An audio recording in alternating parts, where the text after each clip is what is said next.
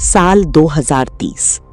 भारत के कई शहरों में सुबह की शुरुआत अब अलार्म से नहीं बल्कि पानी की लाइन से होती है।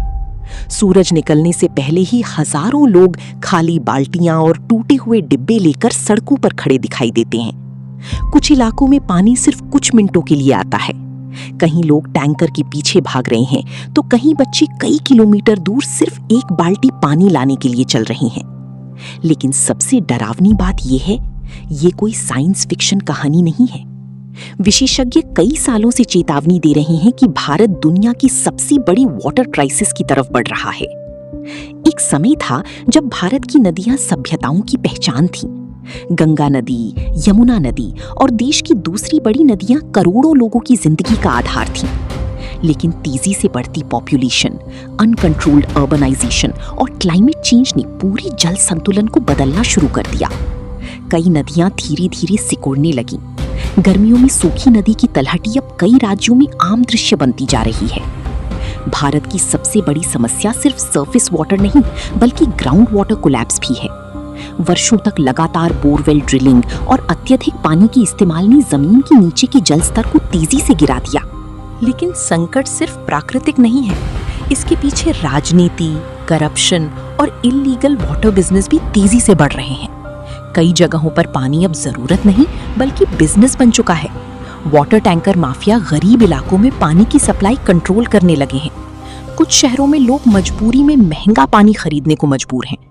और जैसे जैसे पानी कम होता जा रहा है वैसे वैसे टेंशन और कॉन्फ्लिक्ट भी बढ़ने लगे हैं। क्लाइमेट चेंज ने इस संकट को और खतरनाक बना दिया है। Extreme heat waves, irregular monsoon और लंबे सूखे का असर अब साफ दिखाई देने लगा है। कुछ क्षेत्रों में अचानक बाढ़ आती है जबकि दूसरे इलाके महीनों तक बारिश का इंतजार करते रहते हैं। एक्सपर्ट्स मानते हैं कि आने वाले वर्षों में पानी सिर्फ एनवायरनमेंटल इशू नहीं रहेगा बल्कि नेशनल सिक्योरिटी इशू बन सकता है। कल्पना करो, अगर भविष्य में पानी पेट्रोल से ज्यादा कीमती हो जाए तो?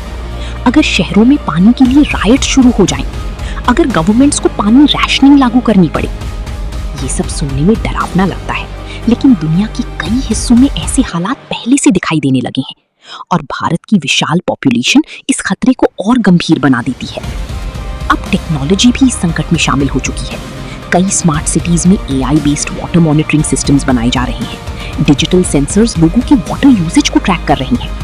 कुछ एक्सपर्ट्स मानते हैं कि फ्यूचर में गवर्नमेंट्स लोगों की वाटर एक्सेस को डिजिटली कंट्रोल कर सकती हैं, यानी पानी भी धीरे धीरे डेटा और टेक्नोलॉजी के कंट्रोल में जा सकता है। लेकिन सबसे बड़ा सवाल अभी भी वही है, क्या इंसान इस संकट को समय रहते रोक पाएगा? क्योंकि पानी सिर्फ रिसोर्स नहीं है, ये सिविलाइजेशन की नींव है। और जब किसी देश का पानी खत्म होने लगता है तब सिर्फ नदियां नहीं सूखती, धीरे धीरे इंसानी स्टेबिलिटी भी टूटने लगती है। आज भी समय है, लेकिन अगर चेतावनियों को अनदेखा किया गया तो शायद आने वाली पीढ़ियां इतिहास की किताबों में पढ़ेंगी कि कभी भारत को नदियों की भूमि कहा जाता था।